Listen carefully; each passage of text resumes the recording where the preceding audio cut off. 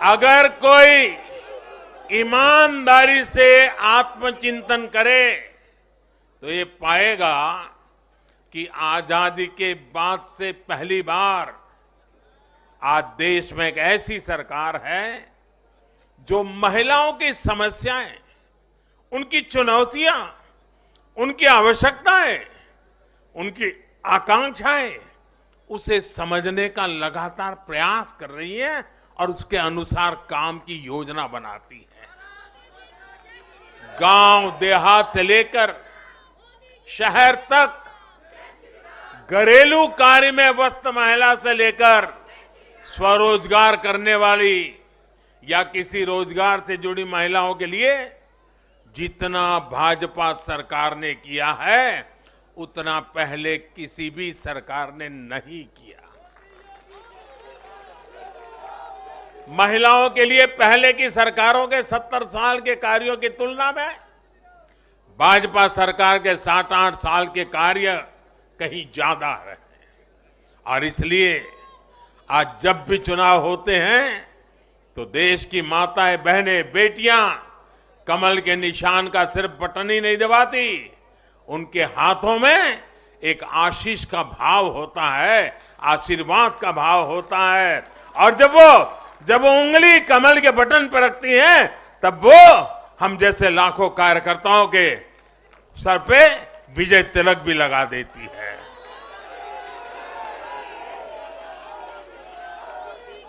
महिलाओं के मुद्दे भाजपा के लिए चुनावी मुद्दे नहीं है, बल्कि भाजपा की हर योजना का वो प्राण तत्व है।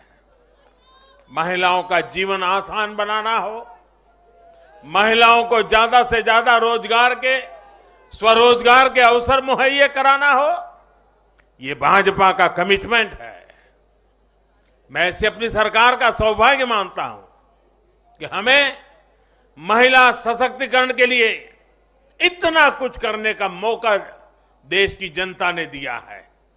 साथियों, आने वाला समय देश के लिए, हम सभी के लिए बहुत महत्वपूर्ण है। सबका साथ, सबका विकास, सबका विश्वास और सबका प्रयास, इस भावना पर आगे बढ़ते हुए हमें विकसित भारत के लिए काम करना है। हमें मिलकर एक दूसरे के साथ काम करना है। आइए, नागरिक के रूप में हम विकसित भारत के संकल्प के साथ जुड़े, विकसित भारत के इस अभियान से जुड़े और मैं फिर एक बार देश भर के लाखों कार्यकर्ताओं को 5-5 पीढ़ी की तपस्या को आगे बढ़ाने के लिए हृदय से धन्यवाद करता हूं, अभिनंदन करता हूं। मैं जनता जनार्दन को भी प्रणाम करता हूं। उनके निरंतर आशीर्वाद हमारे लिए नित्य नूतन ऊर्जा बन जाते हैं।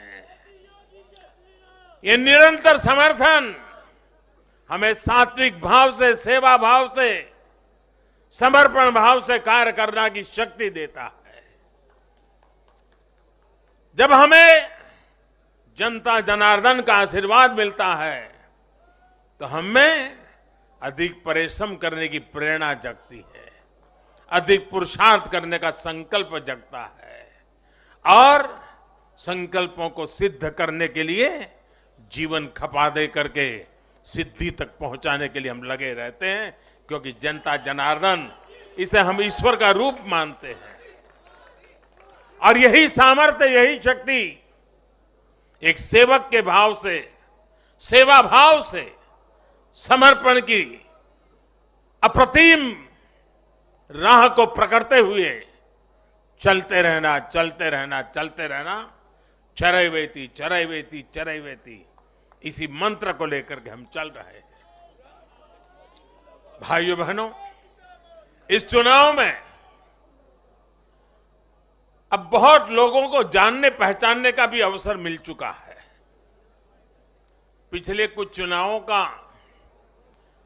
एक बड़े कैनवास पर एनालिसिस करना चाहिए कि जो अपने आप को न्यूट्रल कहते हैं, जिनका न्यूट्रल होना जरूरी होता है, वो कहां खड़े होते हैं, कब कैसे रंग बदलते हैं और कैसे कैसे खेल खेलते हैं, वो अब देश को जान लेना बहुत जरूरी है, बहुत जरूरी है। उत्तराखंड का इतना बड़ा चुनाव हुआ, कितनी जमानतें जब्त हुई, किसकी हुई, कोई चर्चा नहीं। हिमाचल में इतना बड़ा चुनाव हुआ, कितने लोगों की जमानत जब्त हुई, कितने लोगों का बुरा हाल हुआ, कोई चर्चा नहीं। भाइयों बहनों, उन लोगों को भी जानना चाहिए, पहचानना चाहिए कि ये भी ठेकेदार है।